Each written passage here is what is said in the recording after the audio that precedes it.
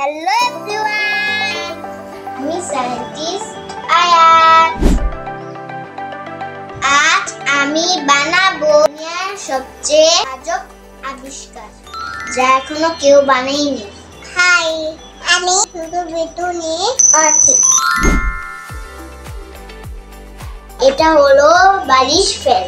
গরম লাগলে মাথায় বালিশ দাও, ঠান্ডা হাওয়া বের হবে। এবার এক্সপেরিমেন্ট করে দেখাবে খুদে বিজ্ঞানীও আছে।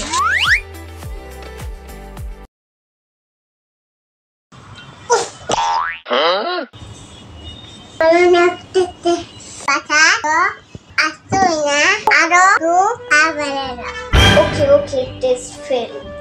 পেন্সিলটা আসলে মাইক, এর মধ্যে কথা বললে সবাই শুনবে। হ্যালো, আমি তো কিছু শুনলাম না।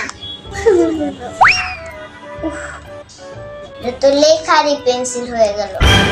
কি ভেবেছেন আয়াতের আবিষ্কার কি এখনই শেষ? না, এই চেয়ারটা হলো। চোখ রাখো, আয়াত আছে।